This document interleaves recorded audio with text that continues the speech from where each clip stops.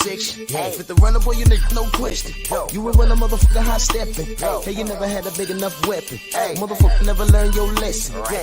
I'm an 88 pack nigga. I'm an 88 pack nigga. I mean, day walker, drink blood, trains out, full moon, motherfucker, change like a hoe, nigga. I'm just a nigga from the hood trying to stack a little cheddar. Cause I'm coming for them belts, boy.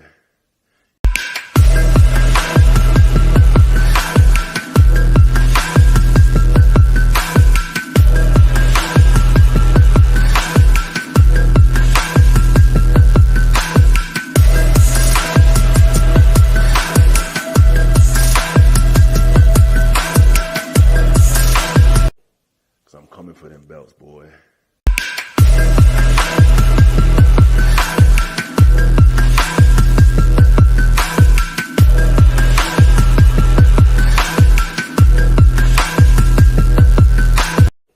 Cause I'm coming for them belts, boy.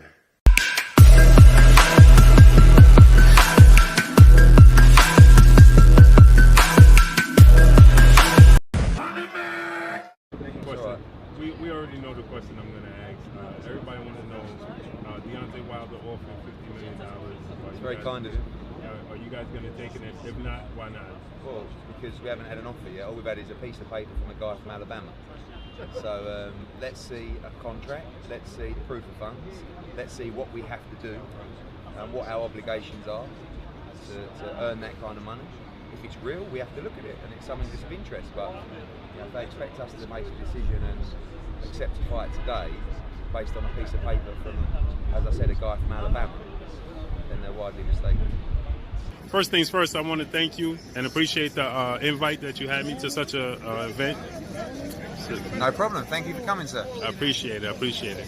Now, Eddie, the last time we spoke and we did an interview, I asked you about the Deontay Wilder and negotiations, and you said in two different separate occasions you said that you need to see proof of funds. But I saw a video you did with IFL TV, and you said you never asked to see proof of funds. Could you clear up the confusion with that? No, I haven't seen proof of funds. I haven't asked to see proof of funds. I've just asked some very simple questions, which they've answered, to be fair to them. Let's see proof of funds. Let's see proof of funds. Let's see proof of funds. Let's see proof of funds. Let's see proof of funds.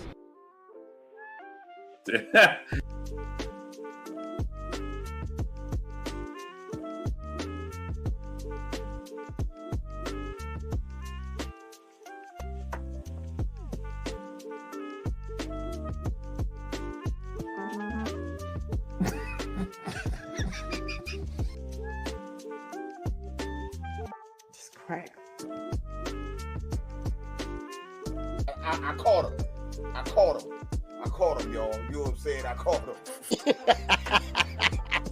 Get the fuck out of my face. Hello, world.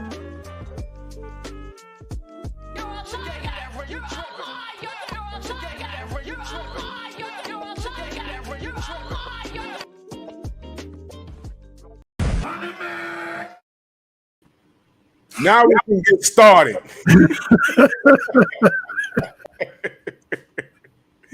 Now we can get started. Yeah. You already know what time it is, man. Let's talk. Drew Titan Bros on deck. Shout out to the mighty LDBC. I've been telling y'all for 4 years who this kid is. But we'll get to it. We'll get to it. But for now, we got a guest. Salute to my brother. Salute to you, Stormy. How are you? I'm great, man. Thanks for having me again this Sunday evening. Glad to be here, and salute to our brother here, Mr. Guthrie, the champ, the KO King. Yeah, good to see you. Happy to be here, man. Salute let to you everyone guys. know who you are, brother. Let everyone know who you are. Say it again. Let everyone know who you are.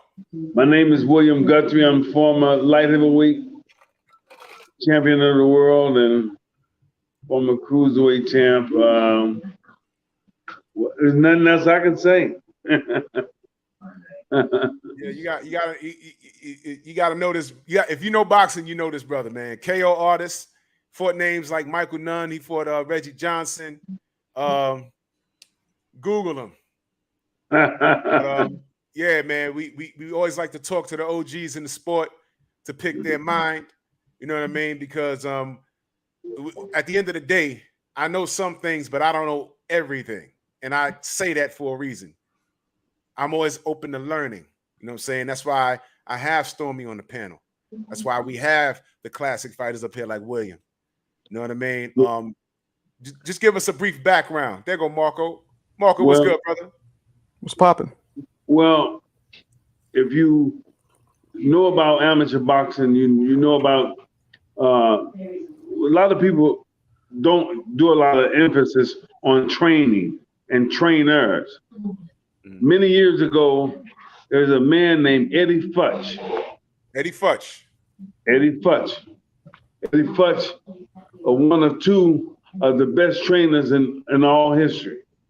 I can argue that he's one of the top two.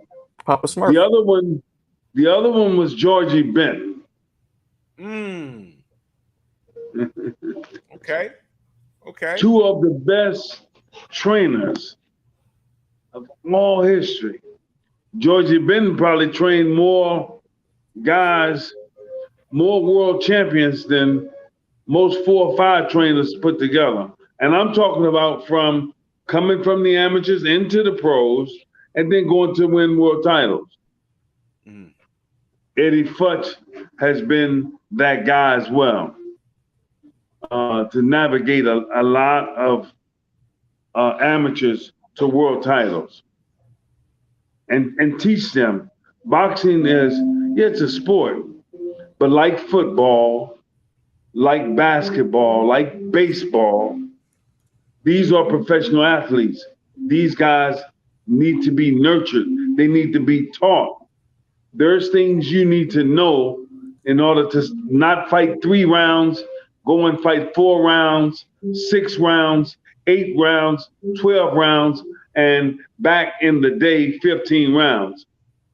These guys now are just able to fight, 4 or 5 rounds, 6 or 7 rounds.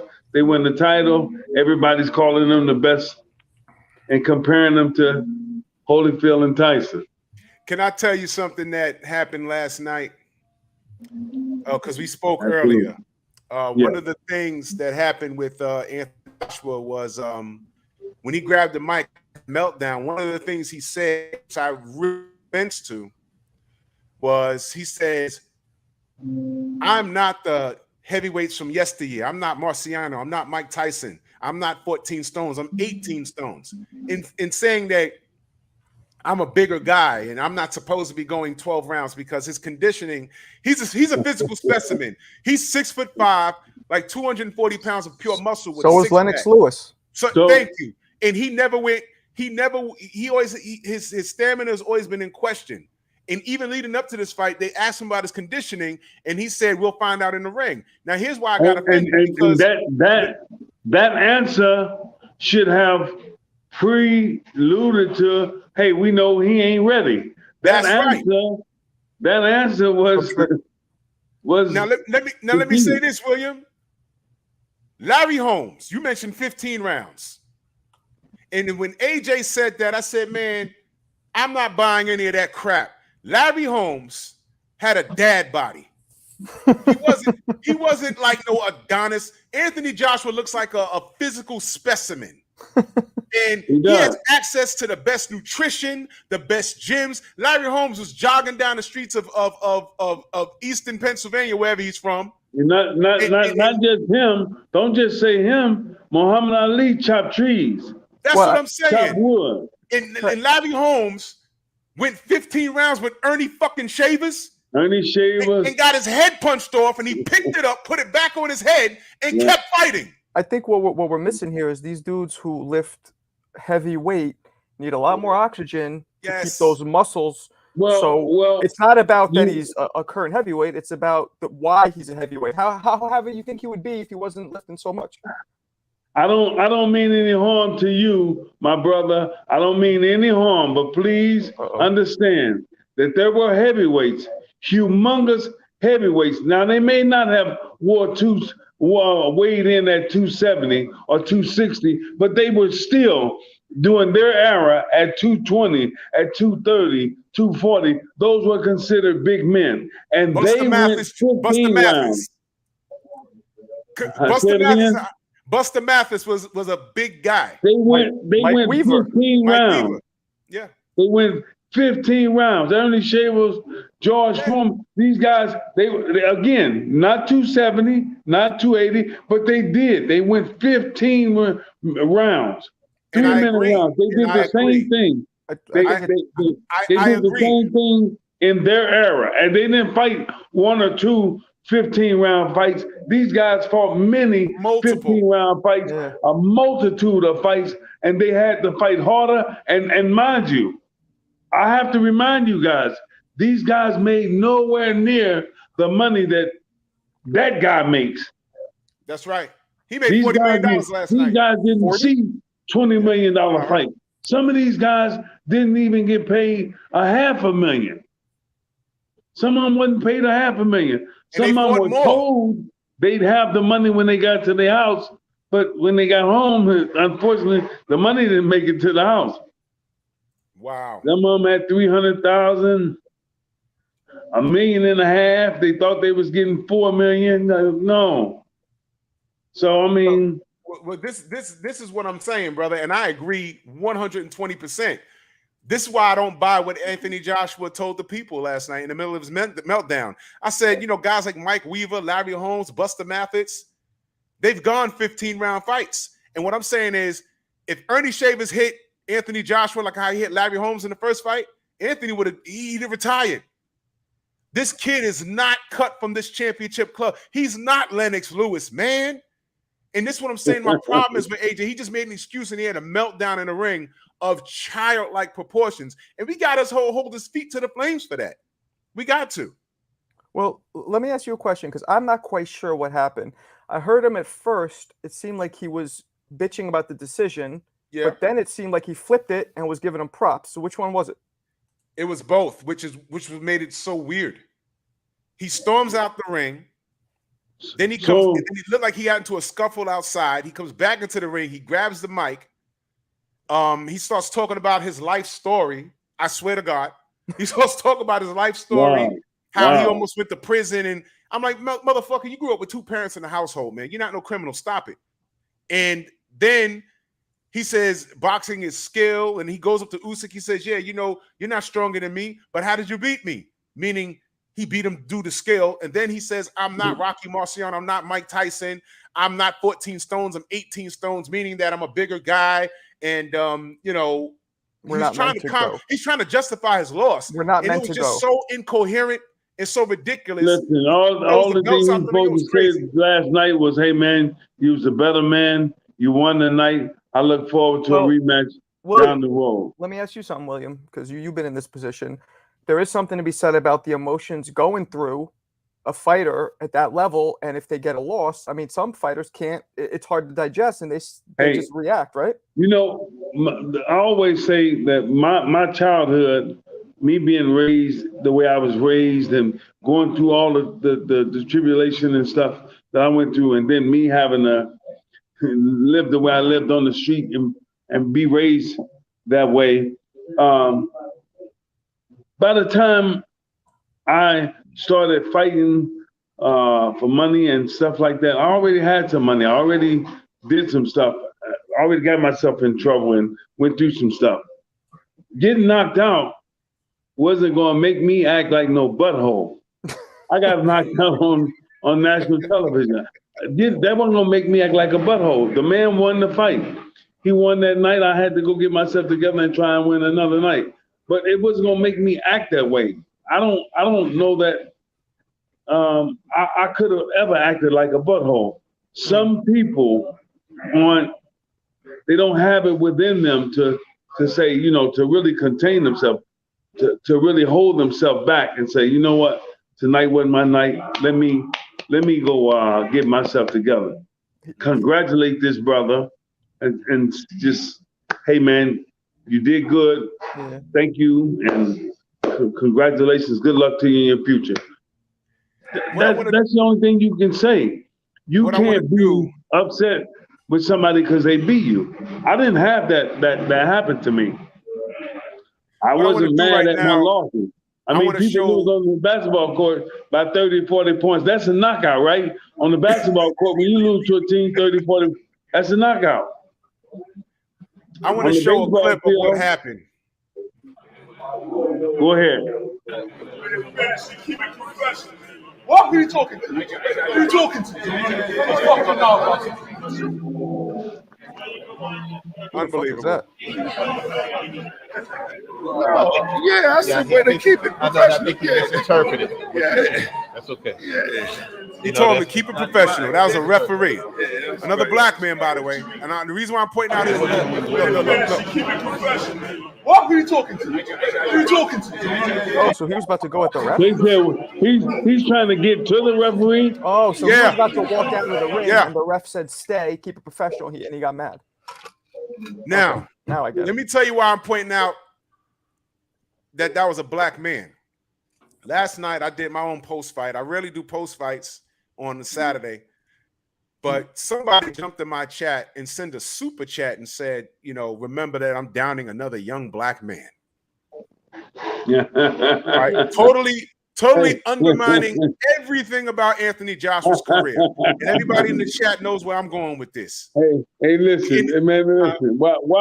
Why is it such a big deal when black guys, black men criticize another black man, or when a white man criticizes a black man, or when a black man criticizes a white man? Listen, we are all born on this earth, in this world. We are, as humans, first and foremost.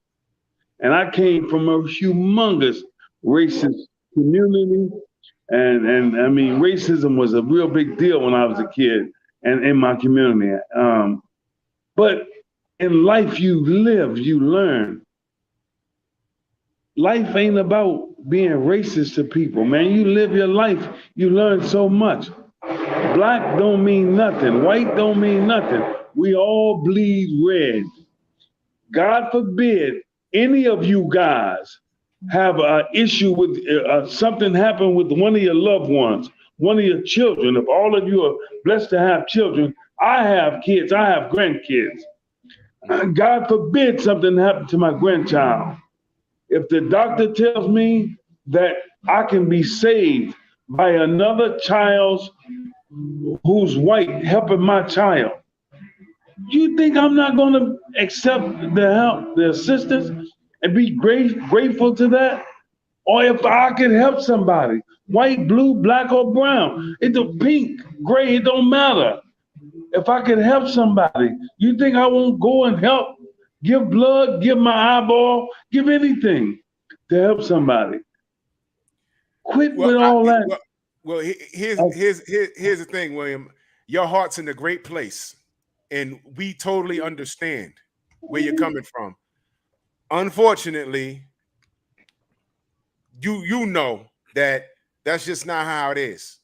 Now, what I was saying as it pertained to last night, I had a guy who he was trying to sound like he was black, but he was obviously an AJ fan. And what he was doing was taking a shot at me for explaining what I saw with AJ and expressing how I was disappointed in his behavior. Okay, for example, Barack Obama couldn't have the same pass that Donald Trump had because he wouldn't have been anywhere near the goddamn White House.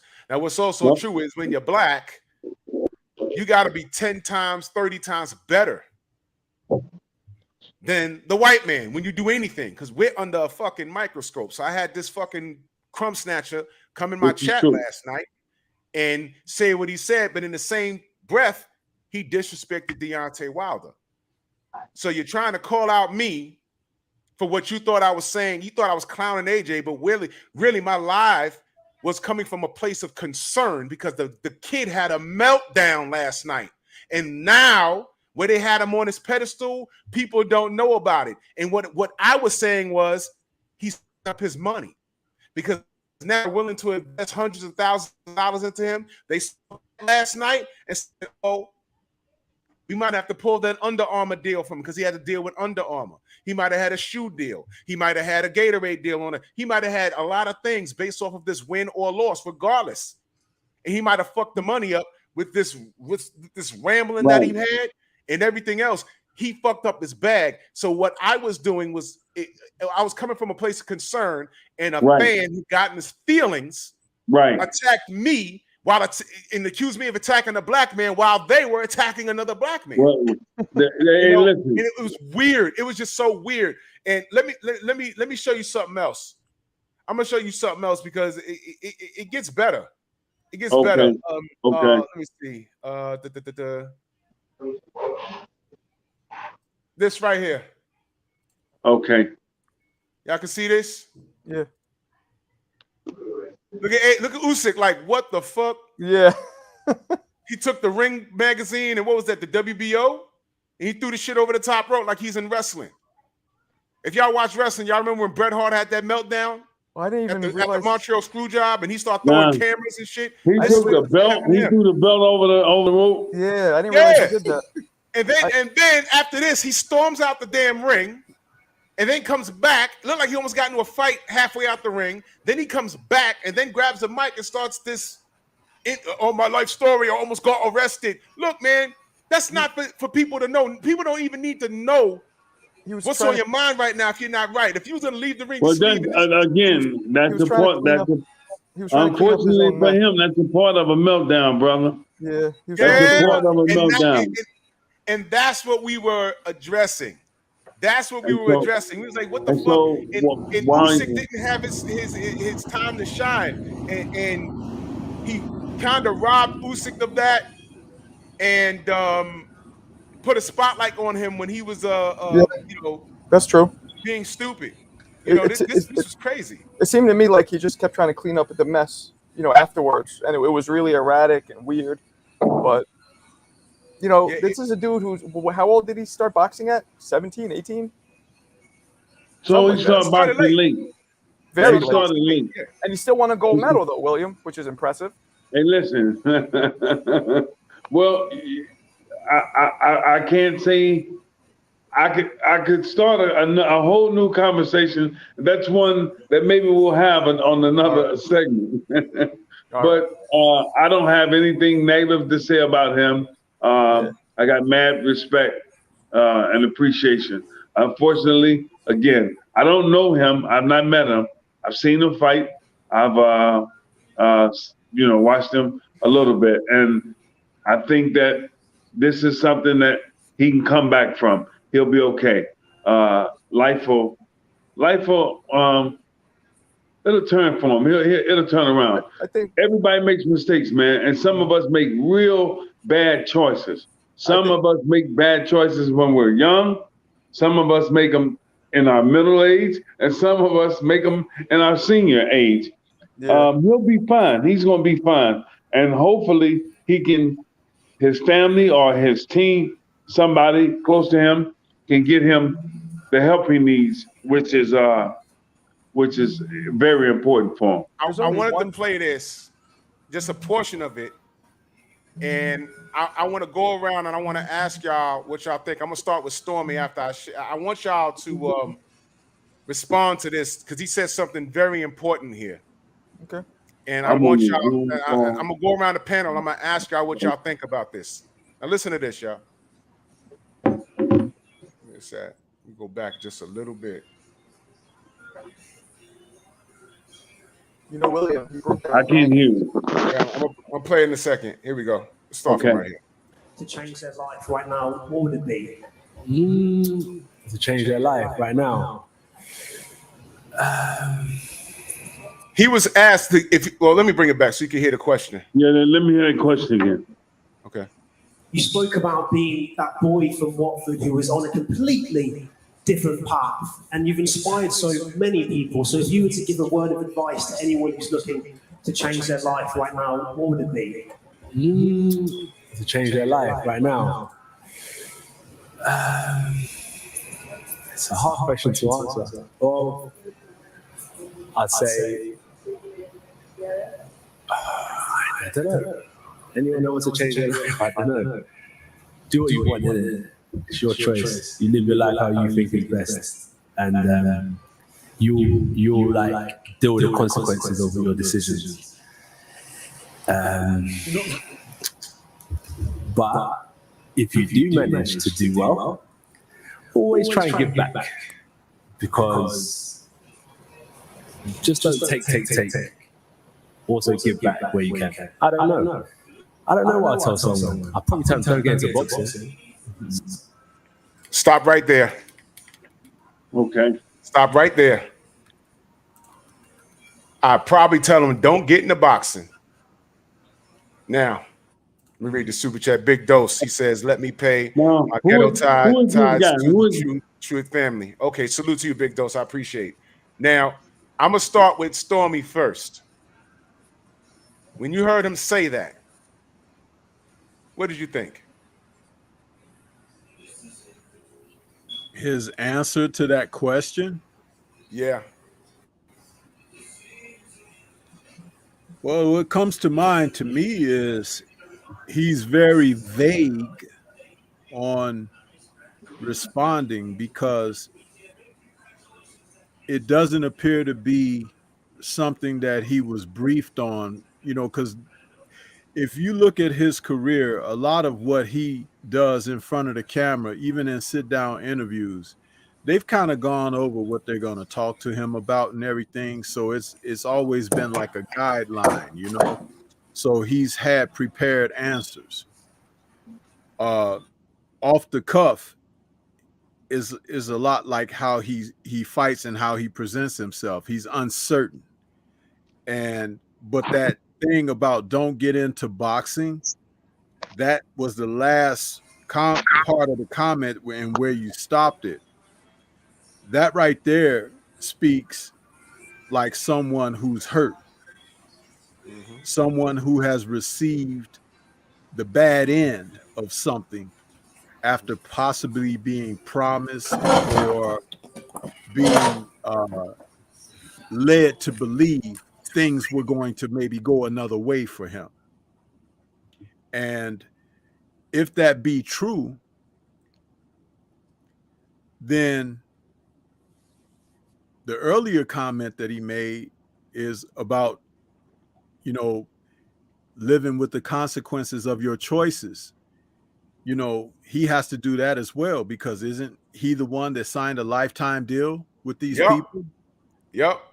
So it comes full circle in one comment, in one soundbite. But I do believe it speaks volumes about the uncertainty of him and how fragile the foundation that he stands upon is, like, because it's like hopes and pipe dreams, but nothing solid. Right. And that's a shame, because I talked about earlier today when I talked about him, if he wanted to make changes in his career as far as like getting another coach or something like that, it should have been with trying to get someone who could teach him some things, someone who could advance him, not beyond the fight that he had coming up against Usyk, but which would make a turnaround in his career going forward, which is why he probably didn't need an immediate rematch, Ed Hearn, against Usyk, because Usyk was going to be there. Where does he live? Does he live in England? Yeah. Okay. Sorry for interrupting. I was just No, it's okay. And so if he were going to make a change like that, he needed to make a change with someone who could teach him and possibly get a couple of fights under his belt. Yeah. Learn some new things, iron out some new wrinkles, and there you go. forward. So when he goes back into this fight, he goes in with a certain type of confidence that I have done some things, and now I'm not the same guy that faced you last time. But he didn't do that. He just brought a new face in, got rid of some old faces, but he hadn't tested the waters. He's only going in with hope that what we did was good enough. But you have to talk about the guy that he's facing is a seasoned elite fighter who fights at a certain level. Yeah. And he's not the type of guy that'll stoop to another's level. If he was that type of guy, he wouldn't have won that fight last night. Yeah. You know what I mean? So it just speaks volumes about the uncertainty that surrounds this man. And that's unfortunate. It is. I want to go to Marco, man. What are your thoughts on what I just played? You know, I think we have to keep in mind that in England, this guy is like Michael Jackson. You know, maybe not that, but you know what I'm saying? Huge. Yeah, I get what you're saying. So he is very famous, has a lot of pressure on him, and has had relative instant success in the sport until now. So to me, I see somebody who is dealing with a loss, and this is the second loss. So there's no more lucky fight at, you know, I had to get used to his style, blah, blah, blah. This was a concrete, like, okay, this man is better than me. So, and all the pressure that he has from the country and everything that that's raised him up, it seemed to me like this is a man who was dealing with all of that all at once, came crashing down onto him all at once. Yep. And while he acted like, you know, not so great in the beginning, I do give him some props for pulling himself together as much as he could, coming back and trying to do the right thing. You know what I mean? I don't criticize him too much for it just because that's a lot of pressure. And like, you know, I don't know what that's like. You know, I boxed at a low level. I have no idea, you know, and even, you know, like William, you were a world champion, but like you know, if you were in England, because, you know, they treat their fighters differently. Everybody's a huge star. You know, none of us know what that kind of pressure would be like. So I give him a little bit of a pass, but he seems just like overwhelmed by the loss right now. And by maybe the shattering in his aura of invincibility or his aura of being, you know, a great fighter. A lot of it is pride, and that happens when you're considered, like you said, a big superstar, big time athlete. Whether, like I said, basketball, football, baseball, it happens to everybody. Michael Jordan lost. Shaquille O'Neal lost. You name them, they lost. We all lost. Muhammad Ali lost. Tyson lost, right? Mike Tyson.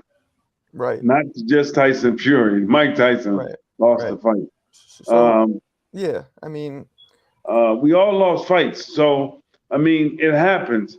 And nobody knows how another fighter, the other fighter is going to react. Some people react, you know, with anger, frustration, all sorts of stuff. Because the other thing is, you don't know what these guys are dealing with in their personal lives. All sorts of things could be going wrong, could be going on in his personal life. His wife, his family, his kids, his brothers, sisters, a mother, father, you know what I mean? There's just all sorts of things, and really good friends. So you don't know what's going on, what really took place, what contributed to the meltdown.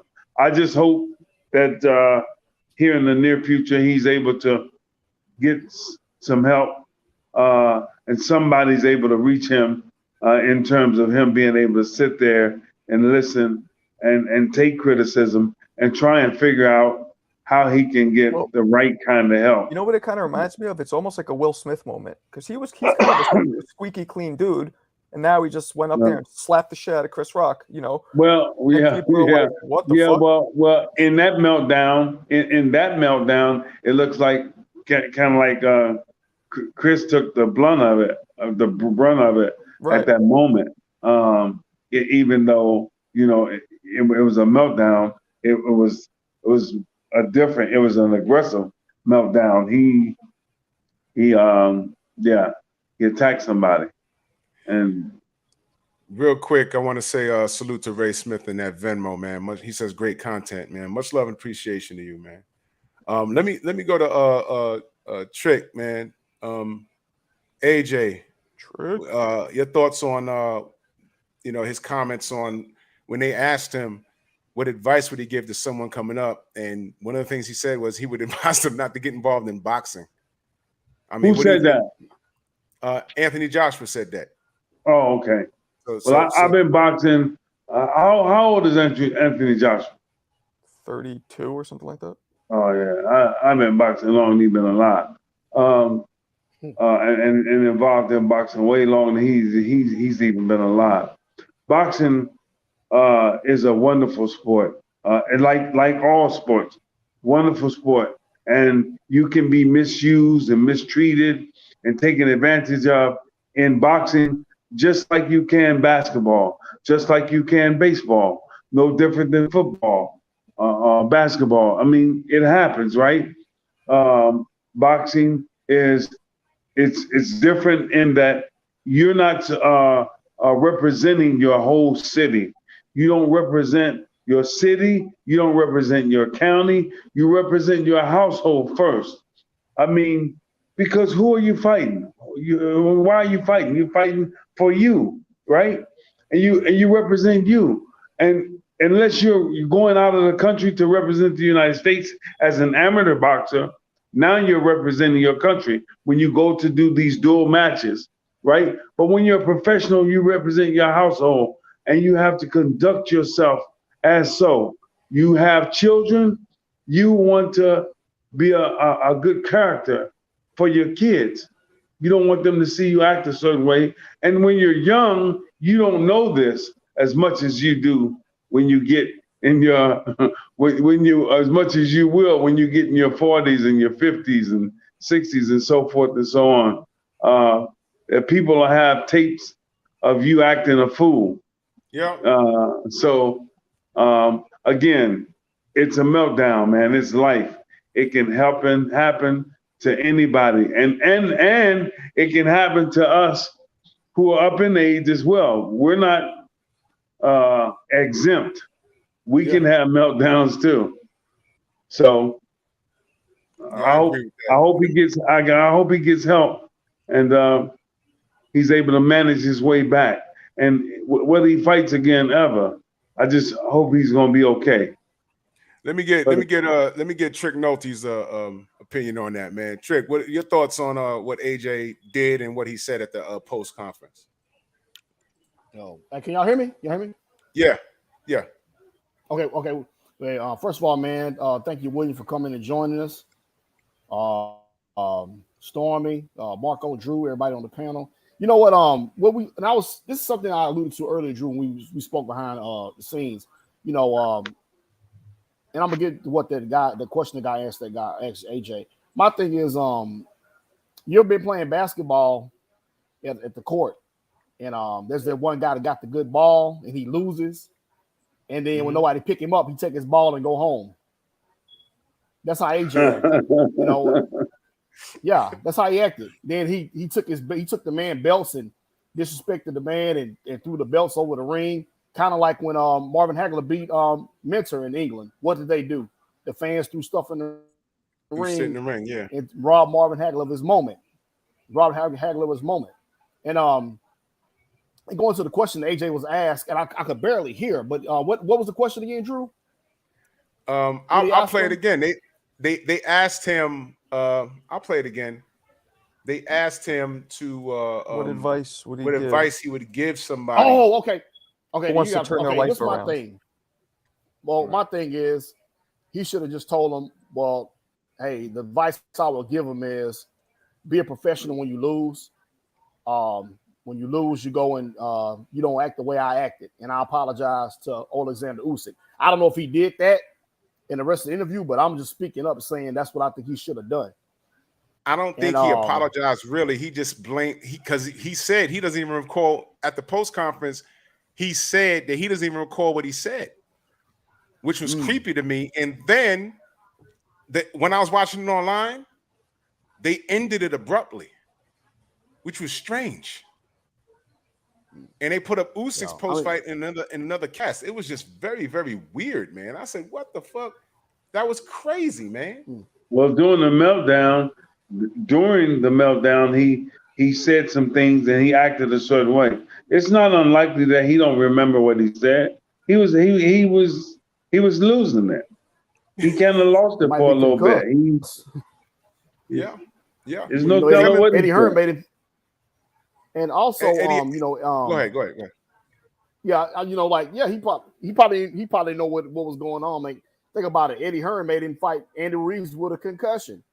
You know what I'm saying? So, I mean, what kind of promoter you got making your man fight somebody with, with a concussion? Look at what Eddie Hearn's done. How many of his fighters Eddie Hearn got killed already? He already had a concussion, and Hearn made him fight anyway. He had a concussion during training camp. Yeah. Yes. A lot of times, like it's like I said, man, the promoters they making a lot of money, man. They in it to make money, and they convince the guys that they need the money. They convince them. Yeah. The salute to Kevon Slims. He says, "Live by the sword, die by the sword." He said AJ was maneuvered, and when he was on top, there was no meltdown. Salute to the panel. Yeah, I agree with that. I agree 100%. When he was on top, couldn't tell him nothing. Guess what? That's not unlikely. That's the way all the fighters was, right? When they was on top, wasn't no meltdowns. Yeah.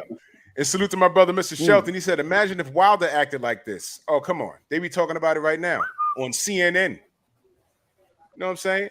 Hey, I got one more thing, too. Go ahead, bro. One thing. I'm laying in the bed asleep, right? And my phone rings. It's Dominic Gwynn. So I said, I'll call him back. I work nights. I'm tired. So I look on my phone. He sent me a picture of him and Anthony Joshua. So I hop up on my sleep. I'm like, what? He said, yeah, we got the champion in Houston. Now, what? I alluded what? Oh, this was a while back. He was training here in Houston with Ronnie Shields and Dominic Gwynn. And from what I was told, behind the scenes, he was kind of uncomfortable here. And here in Houston, man, we got a big Nigerian community, man. They were ready to praise Anthony Joshua. And like I say, alluding to what Stormy was saying, maybe take another fight, get you more of a look or something like that. I felt that him being here with Ronnie Shields would have been great, but he wanted to go back to the UK. And from what I understand, Ronnie Shields just did an interview saying that, that's why him and Joshua didn't click, not so much click, but the reason why he didn't train him is because I think Joshua wanted him to come to the UK and Ronnie Shields didn't. That's what I was told from the interview. I was and that could have been that more likely is the case. He want the trainer to come to him. And a lot of times that's what the fighters want. They want the fighters to come to them and stay with them and train them. They get used. Let me ask you a question. Go ahead, ask your question, but I have something to offer on that too. Right. We'll get to it. But I want to ask you this because I don't remember. After Lennox Lewis lost to Oliver McCall, how many fights he had in between before he took that rematch? How many fights? Two or three. No, 2 or 3. But he didn't run it back immediately. No. Really? No. His first bout was against Lionel Butler. He fought Lionel Butler his first bout back. Okay. Then he fought Justin Fortune. After he lost to who? Oliver McCall. Oh, okay. He lost his WBC title to Oliver McCall by second round knockout. He walked into that shot. He got hit with that shot. Oliver McCall could knock a tree down. He didn't walk into that shot. He was drawn into that shot. that shot was thrown to the chest. Look at William. I just told you he walked into the shot. No, he was drawn into that shot. I'm gonna break it down for you. Let me break it down to you. No. He wasn't drawn into it. He moved. Yes, he was. His chin. He didn't trick him to hit him. He kept moving a certain way. And if you see, a lot of times, just because you see me missing a guy, you watching me throwing fight shots, and I'm missing him. You guys, I've been fighting since I'm 4 years old. I told you. Just because I'm missing him don't mean I'm missing him. Check it out. If I'm missing him, it's because I'm trying to get him to go somewhere I want him to go in the ring. All right, let me hear Stormy's response. Go ahead, break it down, Stormy. Let me hear his response. William, I got a background as a coach, bro. So this ain't me talking out my ass, okay? I want you to hear this. Okay, even though I'm almost convinced it's going to come out your ass, but I'm going to listen anyway. No. Go ahead, brother. Well, from my ass to your ears, okay? Okay. Check it out. Check it out. Okay. Emmanuel Stewart was coaching Oliver McCall for the fight against Lennox Lewis. Whom I love and respect. Let him finish, William. Let him finish. Go ahead. Go ahead. Closed mouths don't get fed. Okay? Check it out. Emmanuel Stewart was coaching Oliver McCall for the fight against Lennox. Now, Emmanuel knew that Pepe Correa had Lennox slinging the right hand as his only weapon. He wasn't working behind the jab very much. It was only probing and looking to load up with the right hand. And Oliver was told that when you think that he's throwing that right hand, you throw your right hand at his chest, not at his head, at his chest. Because the way he loops it, he's going to be right in line for your counter punch. So early in the fight, Lennox threw a big right hand and Oliver countered, but it was slow. It missed. But in that second round, Lennox went to do it again, and boom, it landed right on Lennox's chest. I mean, on his chin, which was right where Emmanuel told him to throw the right hand. An immediate counter punch, because your head is supposed to be off center line when you throw. Right. Lennox's was not off center line. He always leans over. He always was telegraphing. So this was Emmanuel Stewart coaching Oliver McCall, who was basically a journeyman heavyweight. Yeah. And he knocked out the heavyweight champion of the world with a counter right shot, which means that Oliver, the whole point of it was to get Lennox to throw the right hand. He drew it in. It was drawn up. He wasn't going to knock Lennox out like that by going out and boxing him and trying to land or whatever. He had to counter him. Okay? And so that being said, when Lennox lost that fight, immediately he went to Emmanuel Stewart and was like, how did you coach this guy to knock me out? Because, so that's the point I'm making. Emmanuel is old school, right? Yeah. He's old school. In boxing, the best fighter, the best boxer does not always win fights. You had Muhammad Ali, Joe Frazier, and George Foreman. Muhammad Ali, Joe Frazier, George Foreman. Foreman was incredible, right? Against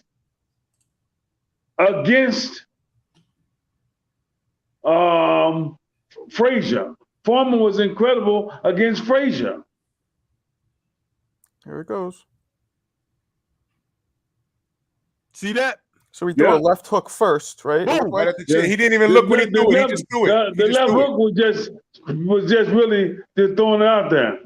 He got all of them too. He walked right into the shot. All of them, right there. Yeah, look right where Oliver's head is, and look where Lennox's head is. Right. Lennox's head is right in line for Oliver's right hand, and Oliver's head is on the outside. So the point I'm making is, what's his name? He knew that. He told him, right? Emmanuel told him. He told him that because he done watched both of them. And he told him he leans in. He's going to walk right into it. He threw the shot, and he don't throw a simple 1-2. You see how strong Oliver is. Oliver's a hell of a puncher. And he takes a hell of a punch. I felt like that fight was stopped a little prematurely, if I remember correctly. I think Lennox could have kept going. Yeah, and then if he'd have kept going, that would have ended his career. He would have been beat up real bad. He got hit with 4 or 5 more shots. See, a lot of times, what you guys are watching is his legs weren't there, Marco. I don't remember. Again, I don't remember. If the guy would have fought, it would have ended his whole career. He would have got hit too many shots and got his head messed up. It didn't make sense for him to fight anymore. I remember it being kind of right, okay. But a lot of times, like I said, we paid money for this fight. We want to see somebody get hurt, right? We want to see a better knockout.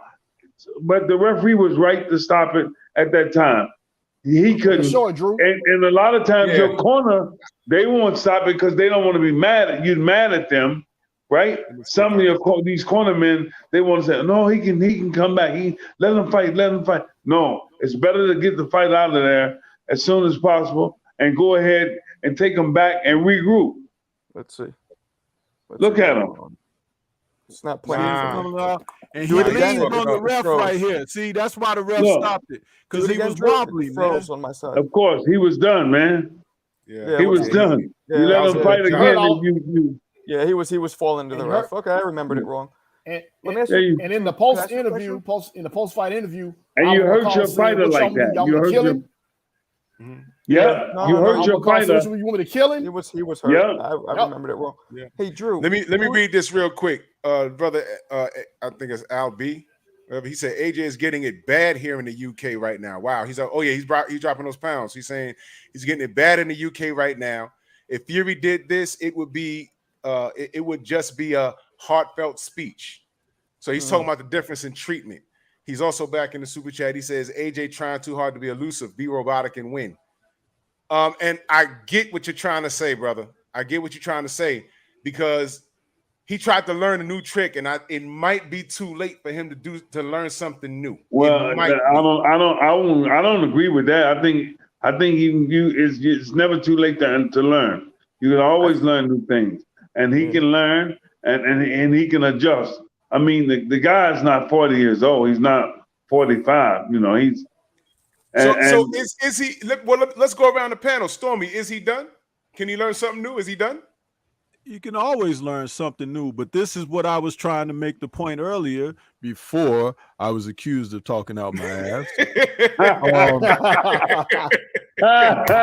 was trying to make earlier was that he needed an opportunity to try out what he's learning, not to go back in against the guy that defeated him right away. He needed to try it out on a couple of opponents first, because if there are adjustments needed, you do it then. Well, you don't try the new thing out with the guy that for all the marbles that you lost to without having made the adjustments and everything. Hey, guess what? That was something with his trainers and also his promoter. Exactly. They just was thinking the dollars. They wasn't thinking with sense. They was thinking about the dollars. But what I was saying was Usyk was going to be there. It's not like there was someone else lined up waiting for the opportunities or whatever. It's just like when Tyson Fury drew with Deontay Wilder the first fight. He took 2 fights in between their second fight. Let me say this, Stormy. What you just said. Well, let me read this real quick. Don shot in that super chat. He said that's why he ducked Deontay. And as I read that super chat, you said something very key. You said it's not like he has something lined up. What did Eddie Hearn just do last week? This right here. He reached out to Shelly Finkel and tried to set up a Deontay Wilder fight as a fallback plan. Oh, how the tides have turned. You got to be kidding me. You got to be kidding. He tried to secure a Deontay fight, then got on social media and said, I reached out to Shelly Finkel and I got no response. They tried to love me. Guess what? You don't deserve. What has AJ fucking done to deserve a Deontay Wilder fight now, motherfucker? I don't think he wants to go anywhere near Wilder. He doesn't. Wilder will shoot him straight through the canvas into the ground. He would kill him. He would have to. First of all, he would have to come to the Barclays. But that's the only fight that we really would want to see Josh win now, isn't it? Will be Wilder. No. If you want to see him killed, yes. Well, who else? I want him to fight the winner of Ruiz and Ortiz. Well, but if it's Ortiz, okay. You already ducked him already. Yeah, okay. You already ducked him already. Get a rubber match with Ruiz. Yeah. It's either the rubber match or the guy you ducked for the last 5 years. Yeah. Because as soon as Ortiz was in line, he hauled ass. As soon as Deontay was in line in the WBC, he jumped out the rankings.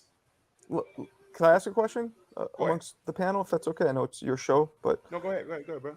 Do you guys think that Usyk could beat Fury if that fight happens? I don't know. Usyk. It's hard for me to answer the question. I don't think if I just had to go off the top of my brain, I don't think the guy beats Fury if that was a fight that could happen. Fury right now to me is the if he wanted to fight again, he is the heavyweight champion. Well, William, and I'll let you guys answer, but William, after the fight, Usyk said, I'm either fighting Fury next or I'm not fighting at all anymore. Okay, so it's bad for him, but if he's not going to fight anymore, Fury might not have a fight again. So what do you not guys because he don't want to, Fury, because think he won't be allowed to. Do you think Usyk Fury's not? Well, he's not. He wouldn't be allowed in the United States, right? But that doesn't stop him from fighting somewhere else. Right. Let's just do a hypothetical. Like, let's say they fight wherever. Do you think Fury? Okay. Do you think Usyk could actually beat him, considering the size difference and all that stuff? It'll be difficult because of the size. Okay. It'll be very difficult. How big is Usyk? He's 6'3". He's about 6'3". 6'3". Yeah. I think he looks smaller to me, but yeah, around that. Who what? Usyk looked around 6'2", but it's close. He's like he was 220 on fight night, maybe heavier, maybe about 230, maybe 220. Well, yeah, right. No competition. I don't see it being a real competitive fight. Don Shada said something very interesting in that super chat. He said, "Not this Fury, pre-Sugar, yes, but F Fury." Did he definitely fire Sugar? That's the word. Yeah, I reached out to Sugar. I'm going to have him on my show. I'm Who going to is ask him. Sugar? Sugar Hill Stewart, Emmanuel's nephew. Who fired him? Fury, but it doesn't seemed work with him more anymore. like he was quitting boxing, so it was more like, well, I'm not fighting anymore. Yeah, right? well, if he's not fighting anymore, he doesn't need Sugar, right? Right. So is it that, or is it just firing Sugar directly? I couldn't tell. Well, so you didn't fire him. He retired. He walked away from boxing. If you retire, now you see this conversation we're having. Yeah. All right, let me just give you all the facts. There's a 98% chance he's not coming back, not because he doesn't want to, but because he might not be able to. He has legal problems. Do y'all know his cousin was just stabbed to death the other day? He posted about it. Yeah. That might be a message. Well, where was this cousin stabbed at? Somewhere in the UK, and it might be a message because Fury got more shit going on, which is why he's not allowed to come into America. Can he fight? Can he fight in the UK, or is it just America? I understand the only reason why he had that Dillian White fight was, I think he had an American visa, but now that he's not able to fly here, that work visa's gone. Now I don't know what the statute of limitations over there is over there. I don't know what's going on, but do you remember about 3 weeks ago he said he wanted to fight AJ for free? He's all over the place. Yeah, he's all and then he's firing Sugar Hill, and Isaac Lowe is his head trainer, and Sugar Hill saying, "Yeah, good luck with that shit." You know what I'm saying? Can I answer Marco's question, please? Go ahead, Stormy. Damn, we digressed. This is bullshit. If they were to fight, Alexander Usyk is the perfect fight and fighter style that could beat Tyson Fury, because he's a complete. Because he's a complete fighter. And he's a southpaw. I like you, bro. I like you, bro. Can I finish, please? Without interruption. You cannot. Please. No, you cannot. Yeah.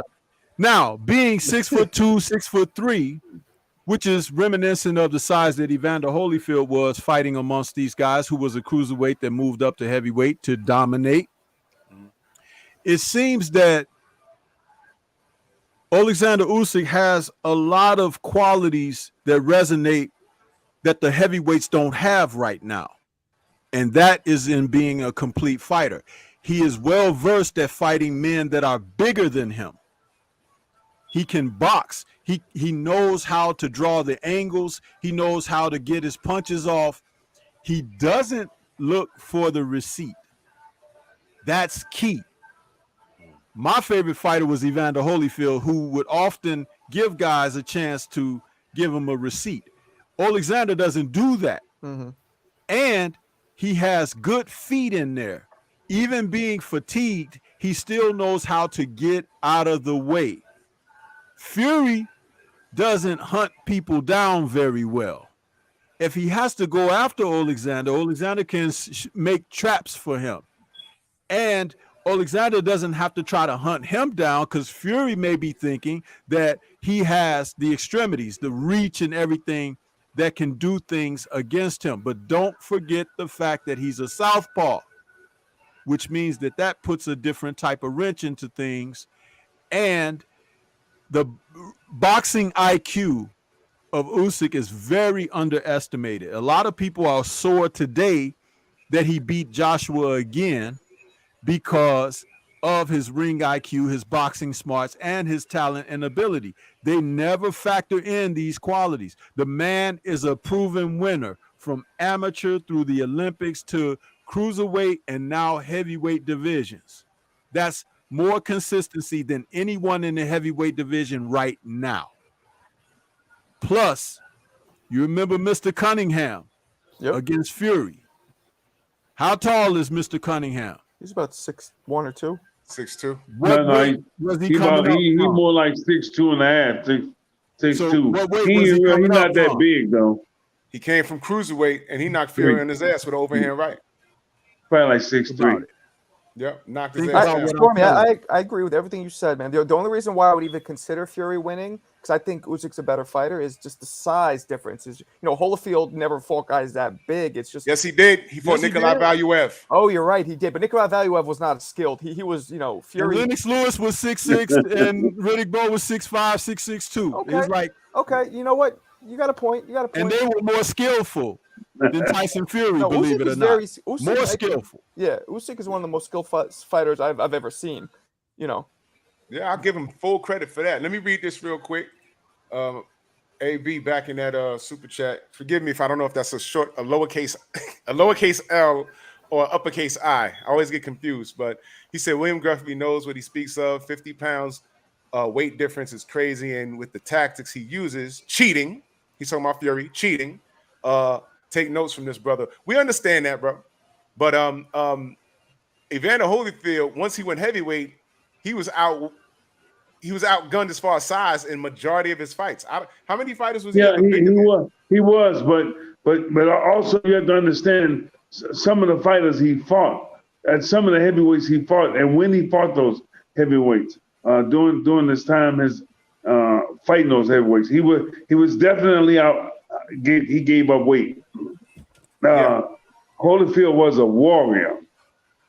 Was a small heavyweight, although all right, I'll give you an example of where skills come in. James Toney he was a fat heavyweight, but he was his skill set was so high. James Toney's skill set was so high that he was able to survive in those rings with those bigger guys who was naturally walking around. And also, James was he's a freak of nature. He was extremely talented beyond most of the viewers' wildest imagination. He was freakishly talented. And his skill set was beyond anyone's imagination. James could fight offense and defense. He can trick you. He can do all sorts of things. James Toney is not. It's hard to compare him to anybody. So and he's a throwback. I mean, he's from that era. James Toney's a phenomenal fighter, man. There's been times I've watched James Toney on YouTube for hours, man. And what he has is God's gift. Because I know I went into the gym several times to try to do the Philly shell, and I had speed knots on the top of my fucking head. It was just all bad for me. But if it was supposed to, if it was to go down, I'd give Usyk a chance of winning. Bullshit aside with Fury's illegal shit. If that fight ever happens, I'll give Usyk a really good chance. By knockout, probably not. But he has the skill set to survive in that ring and outpoint Tyson. Because Tyson, he's going to try and do what we wanted AJ to do. Walk forward, lean on him. And Usyk has such good feet, man. He's a heavyweight now. There's no more. He's a cruiserweight playing around a heavyweight. He's a heavyweight now. What's his weight? He went from 220. He was 221. 221 on fight night. That's a small heavyweight by today's standards. That's a small heavyweight. Yeah, but a real small heavyweight by today's consideration. But I mean, again, like I said, it's hard for me to say. I don't know him. But with the right trainer, if it was possible for the other guy to come back and fight him, I lean more toward the big man's favor. If it were possible, it's not possible. It's not even something people should consider now. It's not possible. What's not? The big guy fighting him, the other guy. It is possible, very possible in the UK. I thought they didn't want him fighting in the UK. No, they can't fight in America, but I think any other country should be okay. Oh, okay. Yeah, and that's where the bullshit comes in. Right. We're not gonna get into that, but we're just going off if the fight happens. Yeah. Okay. What do you think, if monetarily, if they can convince them to come out, it might make sense for them to push it. It'd be cool to have an undisputed heavyweight champion in the 4-belt era. That's never happened. Now you said, Marco, he said that if he's not fighting Fury, he's not fighting at all. That's what Usyk said. Yeah. Holy shit! Why would he say that? Yeah, he said that. And I didn't understand if he meant I'm not fighting ever again, or if he meant what else could he mean? I think he want to go for the undisputed. I think that's what he wants. Mm-hmm. Yeah, I heard him say that. Wow. Yeah. Yeah. And also, y'all think about this. I mean, I think I'll give Usyk a chance to win the fight just for the simple fact Tyson Fury had problems with Otto Wallin, and he's a southpaw, and Usyk is a better skillful southpaw than Otto Wallin. But at the same time, I look at it like this: all right, Tyson Fury could do to Usyk what Anthony Joshua didn't do: use his weight, lean on him, like Drew was saying about his possibly lean on him, bully him up against the ropes, do some dirty tactics. Hey man, you listening? You call them dirty tactics all you want. It's a lot of tactics, but some of them are smart too. If you're a big man, it makes sense for you to use the advantages that you have. If you're a bigger man, if you fight a certain way, if you stand a certain way, there are certain things some fighters have always did in the heavyweight division. Right. Lennox Lewis, he did certain things. Ali did certain things. Frazier did certain things. There were all of them that did certain things. Again, Frazier, Foreman, and Ali, phenomenal. Frazier was hell for Ali. Yeah. Foreman killed Frazier. Ali killed Foreman. Can I just jump in real quick? I text Steve, asked him his height. I don't know if you guys could see that, but he says he's 6'3". 6'3". Yep. Okay. Who's And I like what you said, William. Steve Cunningham. I like what you said, William. Okay. Because that's what I thought. That's what I said. Frazier gave Ali hell.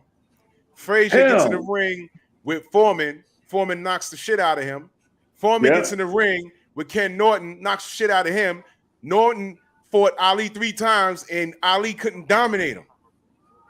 Nope. So ain't it weird how things but work? What, I always I don't even put Foreman. I mean, Norton in the trio. I just did for Ali, Frazier, and Foreman. Ali, Frazier, Foreman, because when I start adding even other ones, Frazier. In Foreman and Norton and all these guys, they were really phenomenal fighters. And Ali had a way of breaking certain fighters down, yet he also got frustrated with certain ones had certain things that they did that frustrated him, and his style and his way of movement, everything. Well, that's because all of the fighters that Ali lost to, with the exception of Trevor Berbick, were trained by Eddie Futch. Yeah, they were trained by Eddie Futch. And Eddie Futch was a brilliant technician. I fought my first 8 pro fights, Eddie Futch, 8-0 with 8 knockouts. Then there's a trainer that you guys don't know about, who was the actual trainer of Sugar Ray Leonard. On paper, you guys, who all do you all say? Let me ask all you guys on the panel, who trained Sugar Ray Leonard? I have no idea. I have no clue. Nope. What do you mean you have no clue? Dundee sounds right, but I'm not sure. So Dundee. Correa? No, Dundee was the guy in the corner. That's the name. That's who was in the corner every time they fought, right? Nah, but I knew he was in the corner. But who trained him though? Who trained a guy him? named Jenks Morton. Jenks Morton. Jenks Jenks Morton. I couldn't think of his name. Yeah. Jenks Morton was the actual trainer. Dundee was just because of television and all that stuff, doing racism and all kinds of old stupid stuff. They would let him be the one in the camera. Let him do all the talking on television. Now, how good was he? Who? Jenks Morton? James Morton, yeah. Jenks was a conditioner. He was smart, real smart, intelligent guy. He's still alive. He's kind of sickly and stuff and old, but Jenks was phenomenal, like a father to me. Wow. Really, really close to Jenks. I was Georgie Benton. Georgie Benton trained me as well. William, you're out of Philly, right? And Eddie Butch, huh? You're out of Philly, right? No. I'm from St. Louis. Hey, you were born here. Everybody says Philadelphia because I came into Philly many years. It's a long story. So but are you cool with Spinks? Corey Spinks? Corey Spinks, come on, man. Yeah, I raised Corey Spinks. That's my man. I love Corey. Corey's my man too. I got a question for you. How familiar are you with Georgie Benton's catfish, man? I'm a foodie. Hey man, listen. I didn't eat the catfish. You didn't? Okay. No, I did. There were stories about Georgie's catfish, man. Some of the other guys ate the catfish. I didn't. Georgie. Catfish now. Damn. I have a lot of stories about Georgie, but he was a phenomenal guy, man, and a phenomenal teacher. And unfortunately, shortly into our relationship, I began to notice, and I don't know if I ever shared that with anybody, but I began to notice him beginning to the sickness with Alzheimer's. I began to notice the Alzheimer's coming on him, and because my grandfather, when I was a young kid, my grandfather had Alzheimer's, and unfortunately, it's attacked quite a few relatives and stuff, even my mom. But yeah, I was familiar with it, and I saw it coming, and we was in camps training for fights and everything, and I knew that it was kind of taking place with him, and it was one of the worst days of my life having to walk away from him as a trainer. But I loved him until he died. He was my man. That's my man. Hey, Drew, good man, incredibly smart. And even after his death, it's crazy because after his death, I would still have these different epiphanies happen to me where I'm training and working out, and things will come to me, and it's a Georgie moment, and I'm like, oh shit. That's called repetition, brother. That's called repetition. What he was talking about. Yep, that's what he was talking about. And so it's like you live and you learn, and if you live long enough, you're going to, all of you guys who have mothers, all of you guys who have fathers who are involved in your lives, you know, you're moving forward, you say, wow, man, that's what she was talking about. That's what she was talking about. Let me read this comment. Big Dog says, Holyfield has more power than Usyk. That's the edge.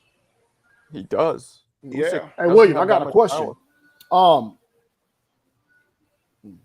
I got a question. You were trained by Roy Jones Sr. at one point in time. Is that the reason why you and Roy didn't fight? Yeah. Oh. No. It's Roy would never, according to Roy Sr., we all come out the amateurs together. And even in training camps, in different camps, Roy never sparred me. I never sparred Roy. I was a real big hitter as a kid. Even as a kid, I was a big puncher. I never sparred with most guys who were 147, 156, not even 65. Well, I did box some guys that were 65, but mostly light heavies and heavyweights, even in the amateurs. Even at the World Training Center in Colorado, they would always have me sparring with big guys because I was a bigger puncher and I just kind of carried myself in the ring different. But Roy never would box me. I never boxed him. He sparred a buddy of mine, Frank Lyles. They would spar from time to time, and they actually fought each other as well. But no, we never sparred ever in our careers, amateur or pro. William, you can see the screen? Yeah. That's you. There you go. I won some. I lost some. Yeah. That's you against Darren Allen. Yeah, you gave him a hard way to go. Jesus Christ. Woo. Yeah, me and Darren, we have fought as kids. We fought.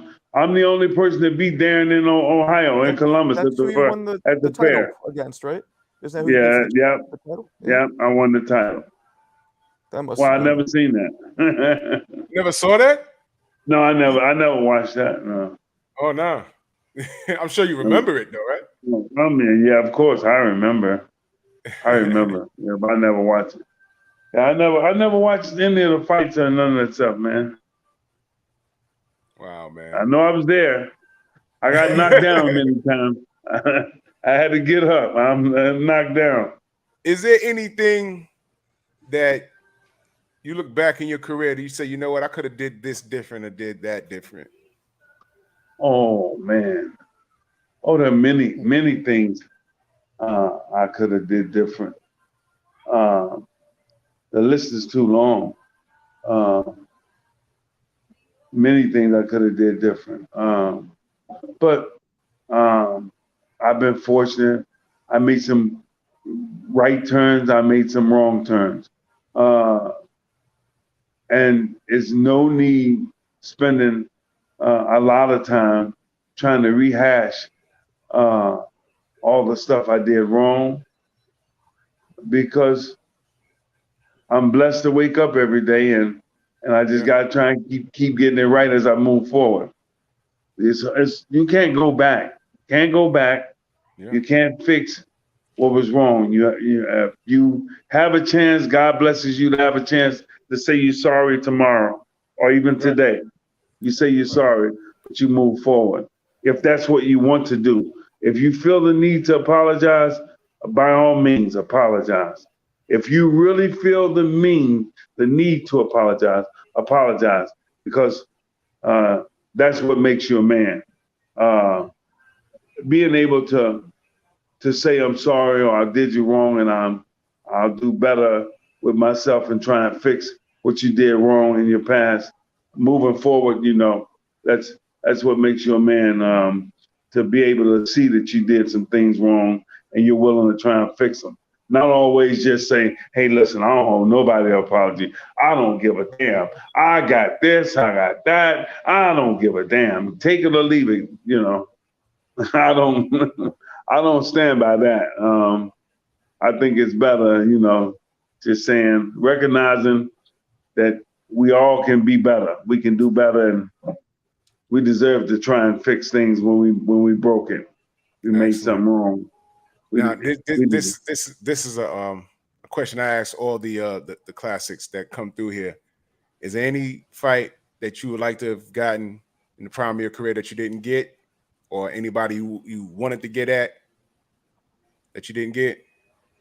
Well, I wish that me and Roy would have fought during our time. There's a few fighters who I wish I had fought. I would have been blessed to fight Virgil Hill, Roy Jones. There's a lot of guys that I wish I had fought in my prime that I didn't get to fight. It's not one or two. At one time, and toward the end of Tommy Hearns' career, he was talking about fight me at 56, or fight me at 60 or something like that. And I was like, why would he want to come up and fight or whatever, come back and fight me or whatever. But because I got so much love for certain fighters and respect, I didn't want to fight Hearns, or I didn't want to fight Hagler. I loved Hagler. That was my idol, I didn't want to fight certain people just because, you just have a certain amount of love and respect for them.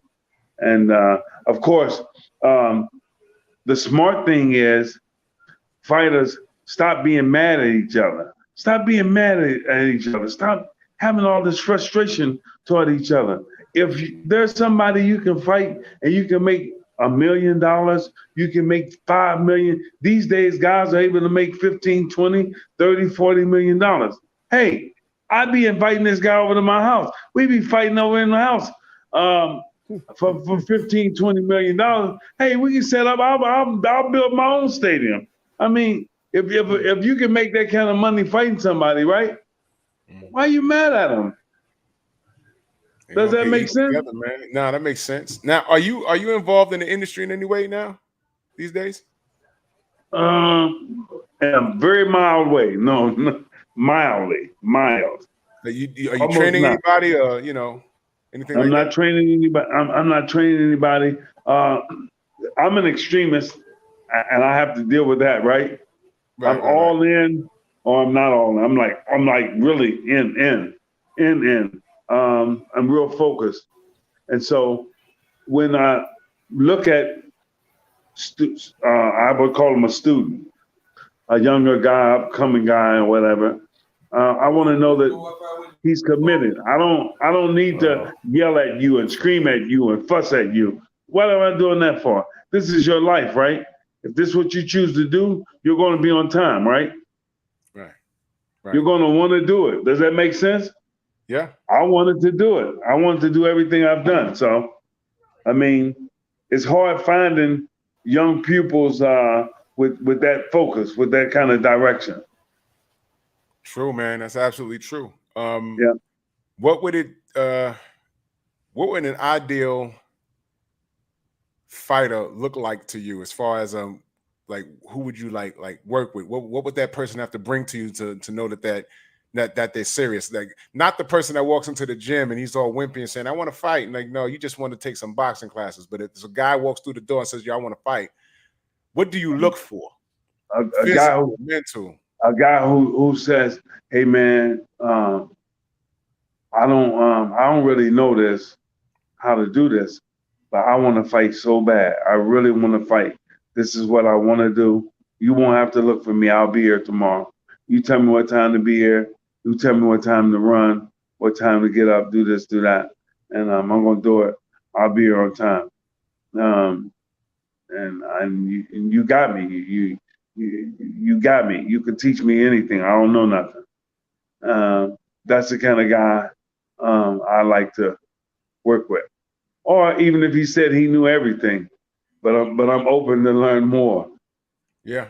I'd say, okay, let's see. What would be the ideal? What would be the ideal fighter makeup? Like, let's say somebody fighting at 175. 175. Yeah. 175. He'd be maybe about 6 feet tall, anywhere from 5'8" to 6 feet tall, 6'1".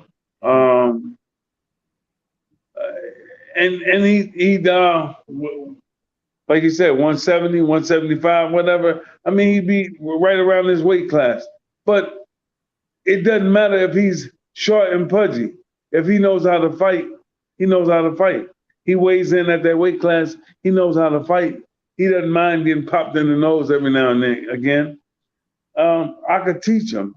It's being able to receive information, being able to adapt and adjust. A lot of people talk about fighting, but it's easy to talk it, and real easy to talk it and discuss it. And it's another thing getting popped in the nose 3-4 times, and your eyes are watering because your nose might be broke, or it might be fractured, or it might be something. Your ribs are hurting, your arm is hurting, your neck is hurting, your back is hurting. Everything's hurting because this guy's hitting you. This brother in the chat says, salute Anthony Kyle. He says, I'm a 2-time infantry combat veteran. I want to be a pro. I've trained all my life. I need a coach, master. Well, I mean, boxing is different. He says he needs a coach. He needs a coach for what? To train him in what? In boxing or in boxing? He said he wants to be a pro. He wants to be a pro fighter. He wants to. How old is he? How old are you, Anthony? Yeah, let us know, man. Look. He said he runs 3 miles in 26 minutes. Row machine for 20 minutes. Yeah, that's great cardio, man. Great cardio. 3 miles in 26 Great cardio. minutes. That's phenomenal cardio. But I'm not trying to get him ready for the Olympic track meet, track and field. He's 37. What weight class, brother? He's 37. So in that age, you're long in the tooth, but that's okay. Yeah, but again, I often say he really is. But in today's world, he could probably fight and win some fights and become champion. Hey man, what weight class we talking, Anthony? Because if you're doing all that and you top out like at 160 or whatever, that's perfect. But like we know, 160 right now is shark infested. Oh shit! Look at that, 160. Yeah. Well, I mean, you're not gonna put him right in with the sharks right away. No, negative. No. He need to show himself in 5 or 15, 5 and 12. I mean, nowadays you don't get that many. It's not that you have to fight a lot of fights. Hey, whether you guys know it or not, or you might remember, Muhammad Ali fought Leon Spinks in Leon Spinks' 8 professional fights. 8 professional fights. Leon Spinks beat Muhammad Ali. Yeah. He came up in the fighting family. Yeah. Well, he was the beginning of the fighting family. Michael and Leon we all fought in the same projects in the same gym. We came up the same neighborhood. Wow, man. Man, this is great, man. This is great. All right, Anthony. He said he hungry. 37. Tell him I said good luck. Where is he located? Where you located, brother? Anthony, where you located? I mean, hey, man, everybody's doing all kinds of things in the sport of boxing today. You know what I'm saying? So I'm not writing nobody off. It's boxers all over the world. I'm in touch with fighters all over the world. Where does he live? We'll find him somebody to train him, a good trainer. I'm waiting for him to let us know. He's typing in the chat. Anthony, he in OKC. He in Oklahoma. He in Oklahoma? Yeah. Hey, tell him to come back at you in 48 hours. I'll reach out and try and find somebody that's in Oklahoma at a gym where he can go to. He reached back to you. You on Instagram? Send me a request on Instagram so I know it's you. I got a lot of weirdos looking for me and shit. But hey, I can hook him up with Alan Green in Oklahoma. Oh hell yeah. Hook him up with Alan Green. Alan Green. Who is Alan Green? Do I know him? You should. Former,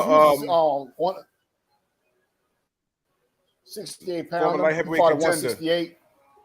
Mm-hmm. He fights 68. Light heavyweight. That's right. He fought Andre Ward. Yeah, 68 and 75. He fought Ward. Yep. Oh. Yeah, plug him in with him, man. Yeah, out of Tulsa. Yeah, that'll be great, man. I liked Allen a lot, man. I don't know him. I always go back to older guys from my era because I'm always looking at those guys from my era. Yeah, a little bit after you, remember.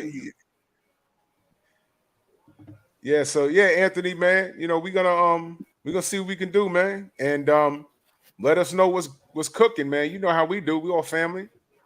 You know what I mean? Good luck to him, man. Good luck to you, brother. Yeah, man. Yeah, good man. But yeah, man. This has been dope, man. Yo, William, it's always great to have conversations with the what I call the classic people that I used to watch you guys on the Fox Network.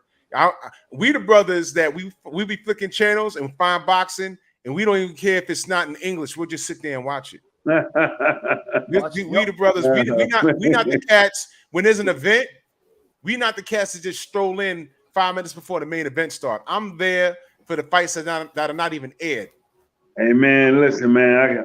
I can tell y'all a lot of old stories, man. I mean, not doing the show, but yeah, we'll talk again, man. A lot of old stories, man. Lot of history. And be raised that way. Yeah, man. Oh man, you know what I meant to call? I started fighting Freddie. I meant to call Freddie. Freddie Who is Pendleton. it? Freddie Pendleton. Okay. I meant to call Freddie. Freddie, Yeah, he right great there in Philly. He in Philly with you. Yeah, I ain't know Freddie was up here in Philly. Man, Yeah, Freddie, Philly, man, yeah. I want to give Freddie a fight, man. You know, Good, Freddie, good dude, man. Freddie whoop everybody ass, man. He don't be bullshitting. All Good those stories dude, he told man. us, man. Freddie versus the world, man. Freddie versus Freddie, the world. good dude, man. Freddie Pendleton. Yep. Yeah, very, very underrated, man. I don't think he's spoken about enough. Very underrated, man. Very underrated. Well, you know, it's a lot of fighters, man. It's a lot of them. You know, they just don't get mentioned. That's a lot of them. Right. We in a different that's era. why we here. You know what I'm saying? Listen, there's more to the sport of boxing than just Floyd Mayweather, man. You know, there's more to that. Hey, man, I know that. I know that. But do you guys know? Hey, man, it was before Floyd, man. You had Pernell Whitaker, man. Way before Floyd, man, there was a kid named Pernell Whitaker, man. Sweet Pea. Yep. Good old Sweet Pea, man. And boy, you talking about a fighter. Man. Hands down, mean, bro. He was mean. Hands down, brother. Yep, man. Hands down. Man, listen, real dude, man. Real dude. That was my friend, man. I wonder if I got a picture of me. What's his name? I got one. Darn it. Man, I can't get that. I had to get the picture. Yeah. He was a good dude, man. He was a good dude. Yeah, I remember watching when Freddie fought him. And you know, Freddie was on his ass. He didn't win it, but he was on his ass, man. But you know, Freddie could fight. And all these stories that Freddie came on here and told, man, he ain't bullshitting, man. Because we spoke to some of the guys that were around. They said, no, that's true. He really did that shit. Yeah, man. Freddie's that guy, man. Yeah, good dude. Listen, I'm gonna pack this up, William. We definitely got to have you back, man. I really, really appreciate your time, man. Hey, man, I appreciate you guys for having me. Hey, man, I normally I don't come to anybody and talk. I appreciate you guys for having me. Thank you. I appreciate it. Boxing world, enjoy. Yes, these guys are the real deal. Man, thank you so much, man. We definitely gonna have you back, my brother. Thank you for having me, man. Y'all take care of yourself. Yes, sir. All right, man. I'll get in touch with you, brother. All right. You're welcome. Appreciate it.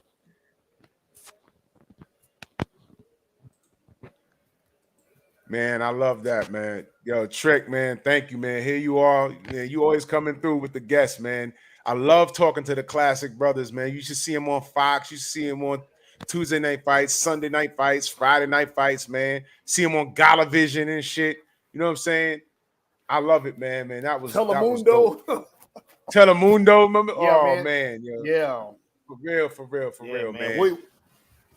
William a good dude, man. I remember when I reached out to him. Like I say, man, he shot somebody, reached out to him, and like I said, he don't talk or do interviews, but you know, we was on the phone about a good hour, man. And I mean, I asked a few questions, and then he just went from there, man. Then we got him on the show, you know. So, man, that's just great to have him on, and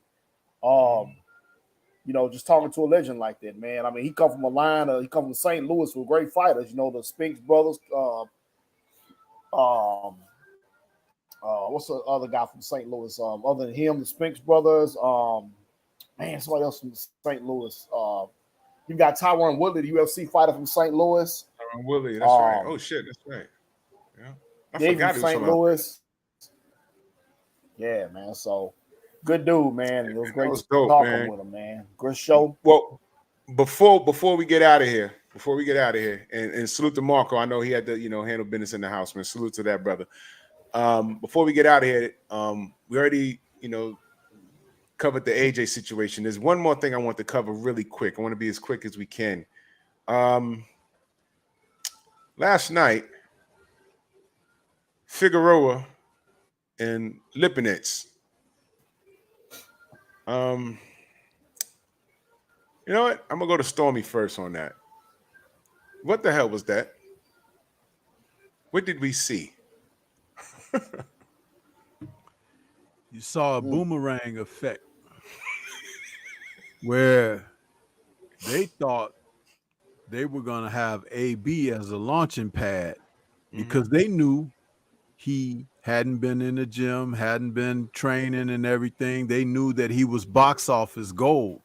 Yeah.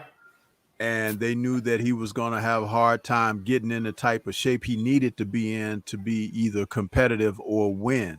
What they didn't realize is that he would be smart enough to pull himself out of the promotion at the 11th hour like he did. They didn't bank on that because, money is money, right? And they figured like, well, he'll skirt himself in. They didn't plan for that. But what they also didn't plan for was Mr. Lipinets, after losing his last fight to Jerron Boots Ennis, had decidedly, gone back to 140 pounds, which is where he's made his career primarily. And he had revealed in an interview that he had been training for a couple of fights, but they fell through. One was against a southpaw, and the other was against a fighter that just days before he got this call for this, it looked like it was going to happen, and then the guy pulled out or it fell through or whatever. So he was ready for a fight, which is why if you looked at his body, that's always a key sign. Lipinets was ready. He was cut. He was toned. He was ready for a fight.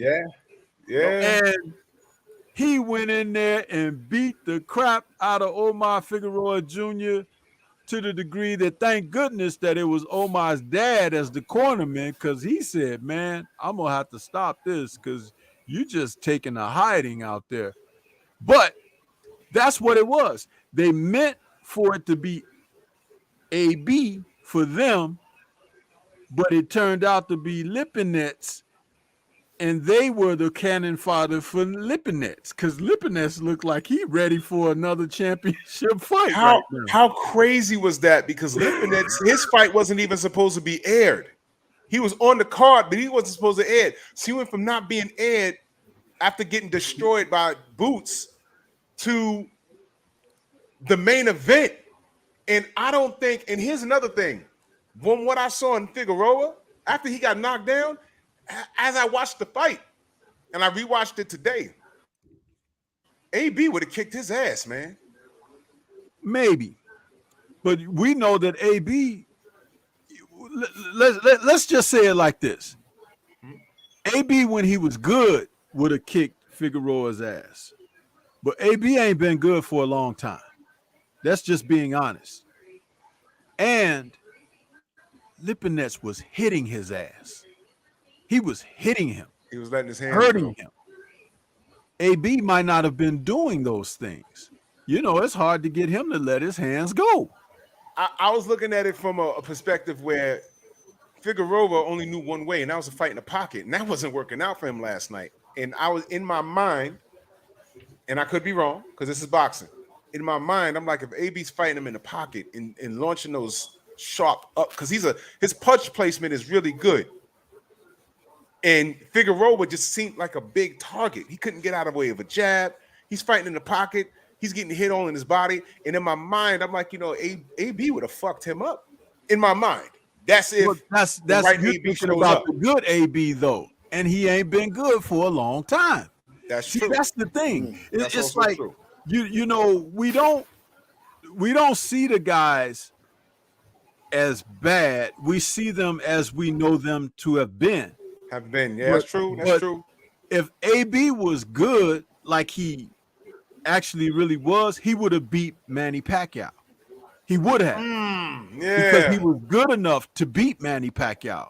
He was good enough to do everything that Floyd did to him, to be perfectly honest with you. But guess what he didn't do in that fight? He didn't throw the punches. True. That's a true story. And then subsequent fights after that, which he's had a couple, he didn't throw the punches. See, Maybe that's Figueroa. what they took that fight for. They took that fight based on those contingencies. They didn't take it, it's a good matchup. They wanted a payday that was going to come with the fight because he would have sold it, and his name puts butts in the seats. But they were banking on the guy who hasn't been at his best in a long time. Was the plan? It blew up in their face. Was the plan to try and go in there and rough AB up? Well, he fights a rough type of fight anyway. Right. But he went in there against a Lipinets that was at his most comfortable and likes to fight. And you mentioned fighting in the pocket.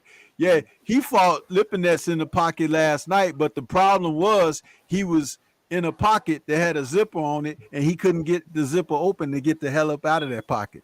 Lipinets just had him for dinner and everything.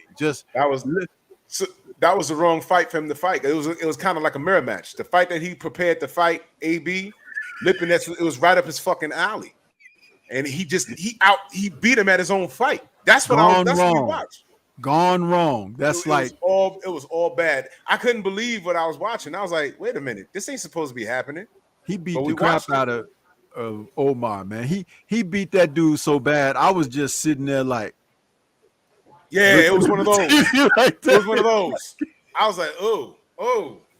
And it's interesting what you said about his physique, because when they was announcing Lipinets, I was watching him breathe, and every time he exhaled, I saw his abs. I said, oh shit, he's in shape. I said, he's in shape. And that knockdown, what was that, round one? The knockdown happened in round one? Yeah. He never recovered, man. Oh, when he knocked out, I thought he hurt his knee because the way he went down, I was like, damn, did he twist that knee? But man, Lipinets was putting it on him, bro. Yeah. So now I want to see Lipinets and Zepeda. I want to see Lipinets and Catterall. I want to see Lipinets and Josh Taylor. I want to see him against all those guys. You know, just like that, he's quality again. Hey, wait a minute. Tiafimo's there at 140 now. Him and Tiafimo too. Ryan those Garcia. are good fights. You know, and it's like, okay, he's gonna be competitive. And you know what? He is a hard guy. You know what I mean? He's not a chump. It's just that Boots was so much more talented and stronger and bigger than him that that was a mismatch, you know. But at 140, he's got some breathing room right there, man. If somebody take him light, they can end up just like Omar. Yep. Now, lastly, how do you hey, Drew, Stormy, Drew. Oh yeah, I'm Stormy. sorry. Go ahead. Yeah. Let me piggyback off that. You know what? And I honestly feel that fighters don't have to get in shape to fight Adrian Broner, because number one, he probably gonna be in shape, and number two, he ain't gonna let his hands go. That's the way I look at it. Also, when I looked at Omar Figueroa, I was like, damn, he ain't no fighting shape. And when I looked at Lipinets, I was like, damn, that dude looked like another version of Ruslan Prognikov. Look at his body. I was like, this motherfucker's rocked up. And he definitely didn't look like that against Boots, did he? No, he did not. Nope, he sure didn't. Nope. That joker rock. He was rock. I said, look at this. I said, this joker rocked up and he ready to go. And I was kind of watching UFC on my fight, and I was watching that on the screen and messing with my computer at the same time. I was like, damn, this joker rocked up. So yeah, man, he put it on Figueroa, man. So yeah, he gonna be a force to reckon with at 140 pounds. Definitely see him with Josh Taylor, Catterall. Those some good fights right there, 140 for him. And just like that, he's back in the mix. And I think Figueroa needs to go. He needs to go and rethink things, because I didn't like what I saw. That was fucked up. He was the favorite. I don't know who bet versus AB. I don't know what the bet. I got to talk to Tay and my brother Southern T. They deal with that stuff.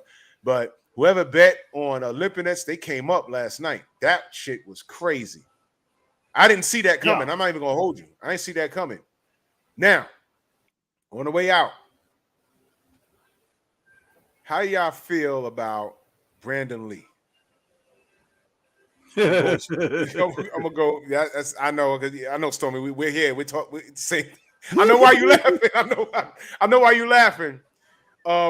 Trey, Brandon Lee. How you feel? Did you see the fight? Did you see him fight last night? You know what? Actually, I caught the highlights of that fight. So,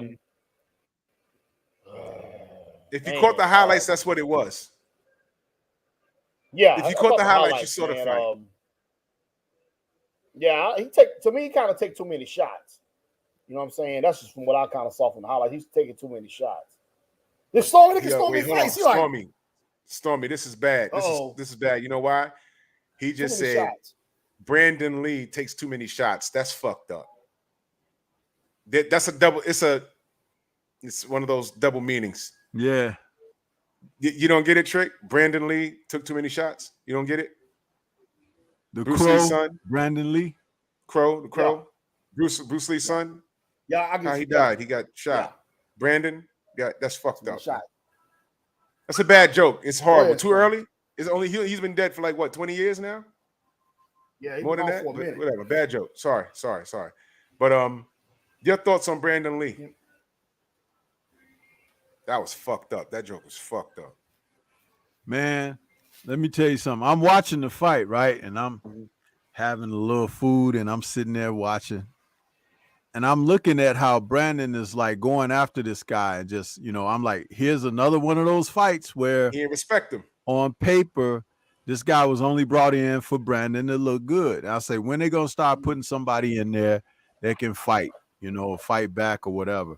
And the guy's cornerman, I forget the opponent's name last night, but his cornerman was telling him, look, you trained. You said that you came here to fight and this and that. We brought you here. Now you got to do your job. Go out there and make some kind of effort, blah, blah, blah. So I'm looking at the fight, and then all of a sudden, the guy throws a counter right and hits Brandon on the chin. And Brandon, not only does he go down, because you can get knocked down from a shot. It could be a flash knockdown. It could be a clean knockdown. He was hurt. Yeah, badly. He was hurt because he tried to get up and he fell back down and he was stumbling and he get up. And then I thought about what I talked about fights from last week. And I said this in my post-fight show. I was like, T.O. stopping that guy, but the ref jumping in to wave it off, right? But it wasn't a clean knockout. The ref gave T.O. a TKO, a stoppage. I was like, but if T.O. got hurt like that, would the ref give him a stoppage for the other guy, or would he allow him as much as he could to get himself back together because he is the top-ranked fighter or whatever? Well, last night, Brandon was in such condition after being dropped that the ref could have waved that off. Look at him. I really thought this shit was over. I'm serious. Yeah. Look at him. He's hurt. He's hurt bad. Boom. Wow. Oof. God damn, that was bad. I was like, oh shit. And they just did a special on him on Showtime. I said, God damn. Whew. Dude. He almost did a zab when Zab got dropped by Costa Zoo. And that was a clean shot. It wasn't like the hardest punch the guy threw. It wasn't like a punch from, New Orleans or whatever. He just, boop, bam, he stepped in with the right and it hit him on the chin, caught him coming in. Dude, it was a great shot. He wasn't able to capitalize. He did land a couple of body shots after that, but he didn't land any worthy follow-up shots. And then not too long later, the bell rang to stop the round. Were you impressed about how he continued through the fight? Who, remaining Brandon? calm? Yeah. No, because he was in there with a guy. I guess the knockdown that the guy got, he was happy with that. He was happy. Okay. I would have been trying to get Brandon the hell out of there for the rest of the fight, and he didn't fight like that. Yeah, he got back Brandon on. He got back being comfortable. Brandon fought on. What did that happen like in the 4th round? Right? That knockdown? Yeah, that was the second round. Second round. It was the second round. Yeah. You sure? Second or third? Because I thought there had been a couple of rounds already. You could be right. I know it was early. I know it was before 5. But yeah, it was before 5. That's why I thought it might have been the 4th, because he had so many rounds to go. And then back in the corner, after the very next round, Brandon's dad asked him, he said, "You good?" He's like, "Because we got to go all the way to 10. And he was like, "Yeah, I think I'm good." He's like, I think I'm good. He said something about a couple more rounds, but the guy wasn't going for it. And Brandon boxed a little more sensible, but he basically was keeping himself safe until he got his faculties back. But the other guy didn't try him anymore, didn't really go for, and that's the problem there.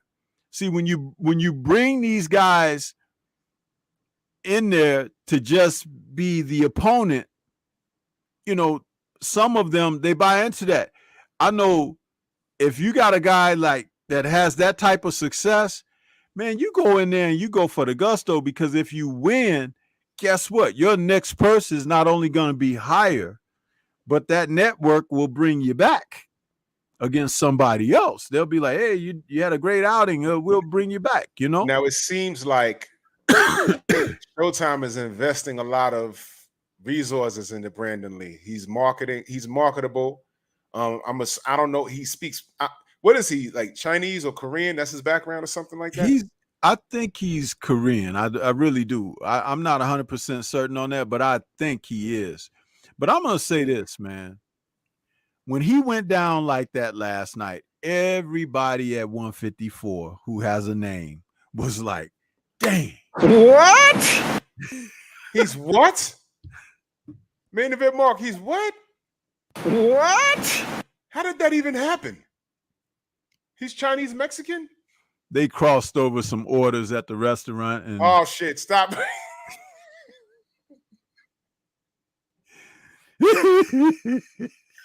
Well, a lot of brothers are getting their passports and going to Thailand. They make collard greens and fried chicken down there now. You go to Thailand, they got cornbread, fish, and collard greens. What the fuck they knew about that before a nigga went down there?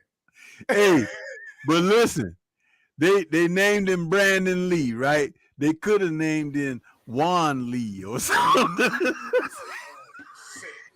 Some young kill. All right, back to boxing, please. Back to boxing. Serious. We being serious. This is serious talk right now. Serious talk. Hey, man, you started it with that Brandon Lee joke. I'm just closing the show. That's all, folks. Good night. Move. We out. It's like...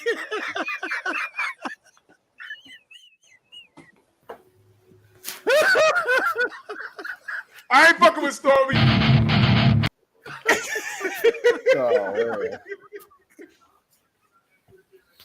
Yo, God damn it. Okay, because my question is, for real, my question. Oh, Anthony, stop. All right, I'm sorry, y'all. We're going too far now. Damn. God damn it. Oh, shit. You can't. Yo, can I tell you a quick story? There used to be a supermarket around here. There's a supermarket chain called Pathmark. And one day, I was in the vegetable section, and I swear to God, if my boy wasn't with me, no one would believe me. Little Asian lady calls up to me. She says, "What is this?" And it was collard greens. And I said, "Oh, those are collard greens." And she said, "Can you stir fry?" And I looked around and I'm like, nah, somebody got to be filming this shit. A Chinese lady just held up a bush of collard greens and asked me, could she stir fry them shits? I looked at my boy. He was like, what the fuck? And I said, "Ma'am, I don't know." and we walked off. I said, "What the fuck? What the fuck was that?" An Asian lady asked me, "Can she stir fry collard greens?" It was the funniest goddamn thing. I said, "Yo, was she clowning us? Was a joke on us?" True story that happened. It was funny. I laughed. I said, "Man, look, she's probably punking us." Man, I was waiting for Ashton Kutcher to jump out the goddamn cabbage. "You're on punked. I sent the Asian lady to ask you to stir fry collard greens in your face." Man, fucking ridiculous, man. Can you stir fry? I was like, what? No, I couldn't take it, man. She held it up like, I said, "Those are collard greens." "Oh, can you stir fry?" What? I'm looking around like, the fuck? This bitch just asked, "Can I stir fry collard?" Oh my God. If you want to die, stir fry them motherfuckers. Stop, man. Man, life is just whatever, man. Boxing, please. Brandon Lee. I'm talking about Asian stir frying collard greens and the Crow.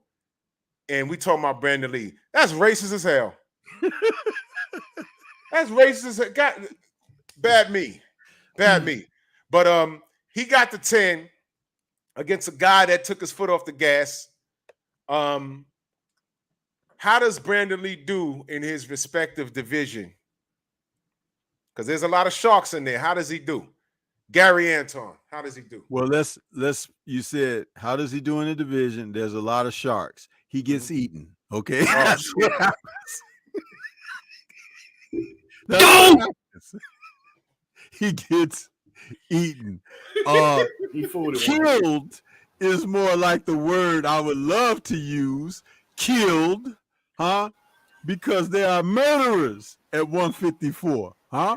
Oh, God. Hey, you remember Blazing Saddles? That scene where they had those guys lined up to kill the sheriff, and you had everybody from the KKK, and all these people lined up. You had guys with baseball bats. You know, everybody lined up.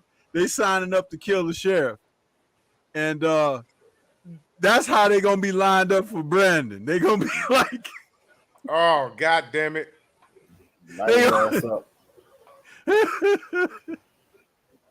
gonna line up for Brandon like that. They gonna say, "Hey," and like Cleavon Little and Gene Wilder when they peeped from behind the rock, and he was like, "Hey boys, look what I got here." You listen. They gonna have Brandon. They gonna have, "Hey boys, look what I got here," and everybody just gonna come running after that dude, man. I'm telling you. So he's top 6 at best. Top 6? I don't put him in the top 10. Oh shit! No.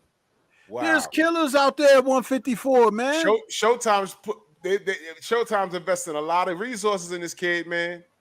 I'm just trying to figure out, do they know something we don't know? And everybody, all the executives and, you know, what's his name, Espinoza, all them guys, when they were watching that fight last night, you should have seen the men's room. It was full, all the dispensers for toilet paper and everything, because everybody shit themselves last night when he hit that canvas and that boy cracked him on the jaw. It was like, holy crap. And he was hurt. Yeah. He was hurt. Yeah, huh? He was. So they're gonna do a reevaluation. They probably gonna have him on the phone Monday morning saying, "Look here, son, you know that little expose we did on you and everything. We're gonna slow it down a little bit." Well, I think at this point we've seen enough of him. He fought on undercards on pay-per-views. He fought on this undercard. I think I'm looking at it right now. What do you think about him versus Sandor Martin? He gets his ass whooped. But isn't Sandor Martin at 147 though, or 140? Nah, he's at 140. He's at 140. Yeah, but Brandon's at 154. No, it says he's at 140. I'm looking at BoxRec. But Brandon Lee's number 12 in the IBF, and Sandor's at number 15. I don't know how this works. He says he's the IBF at 140. Brandon Lee. I thought he was at 154. They must have made a mistake and said that. But anyway, if he's at 140, he's still in there with a gang of killers. Zapata, Taylor, Catterall, Montana Love, Jose Ramirez, Sando Martin. Look, all these guys. Comey's still there. Victor Posto's hanging around somewhere. Hey, feed him to Gary Anton. That's a good win for Gary. I don't think they want to do that. What they would rather do is fuck us over. And when their names start getting mentioned, they're gonna start talking about seat sales. And when did Gary Anton get some shine from Showtime? And this is what they do. Oh shit, Joey Spencer. Forgot about that. I like that. Joey might have a chance. Yeah, I like that. I like that. Yeah, man, we're gonna pack it up, brother, and salute the Trick. You know what I'm saying? Again, wonderful guest, man. Whenever y'all see the guest up here, you know he's on the grind. You know what I'm saying? That's why I put his Cash App up there. Don't worry about me. Hit him up, man. For real, man. Stormy, man. Close us out, brother. Oh man, great show. Shout out to our guest tonight, William Guthrie, man. A hell of a fighter back in his day. You can still see he's got the fighter in him too. He's still got that flame burning in the furnace. That's why he speaks on, being a person of, if you notice, he was talking about being, you make sure that if you get a chance to apologize to people when you have it in you or whatever he's talking about, because he knows he has walked a certain path in life, being the fighter and being the kind of person that he's been. And he knows these things. So you come to a point in life and you realize what's important. And I'm glad that he came on and shared himself with us this evening because, you could see there was a certain amount of enthusiasm behind that. And that's always great to see. So, and shout out to Trick Nolte for pulling the strings again to make that happen. Shout out to the chat that was very supportive this evening. You guys were very engaging. That's always great. And shout out to you, Drew, for having me on and being a part of this process with you, man. I really appreciate it. Glad to be here. Oh, and let them know what we got going on tomorrow, man. Oh, yeah. Tomorrow night, we got Nerds on Culture coming back. I think that's volume 12 in the series of Nerds on Culture. And the topic tomorrow night will be Chuck Norris, the Karate Man. That's what we're going to talk about. And not the Mission in Action and all those, the cowboy flicks and all that. But we're going to talk about the Karate Man that was Chuck Norris and the films that he did that featured martial arts at his apex of his career, not late in his career, not the comedy stuff and all of that, but just about 4 or 5 features that he did that were in the late 70s, early 80s that kicked off his career for him because that's what he was. He was an action guy at that time. So we look forward to that show tomorrow night. Nerds on Culture, Chuck Norris, the Karate Man.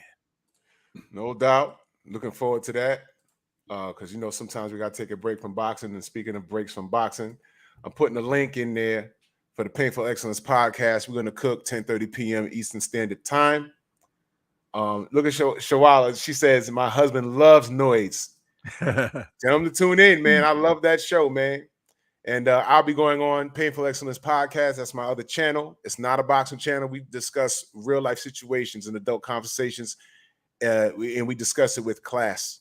And I got a lot to talk about because there's a lot of things happening in the Black community and in the community period, that we have to discuss, man. And when I say discuss, I don't mean complaining about problems. I want to point out the problems and talk about solutions. How do we fix shit? You know what I'm saying? So, man, this was great, man. Another great banger, man. Salute to Marco, Champion the Chump. Y'all make sure y'all follow him on all social media platforms. Champion the Chump on Instagram. That's him and Jeremy Williams. Champion the Chump right here on YouTube. And y'all make sure y'all follow Stormy the Sensei. You know what I mean? Y'all already here and follow all of our platforms, man. And I will see y'all in the AM. Talk this reckless boxing shit. And salute to AJ.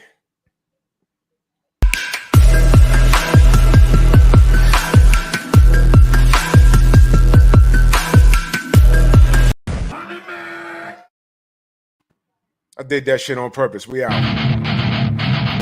Move! Why are you gay? Who says I'm gay? You are gay.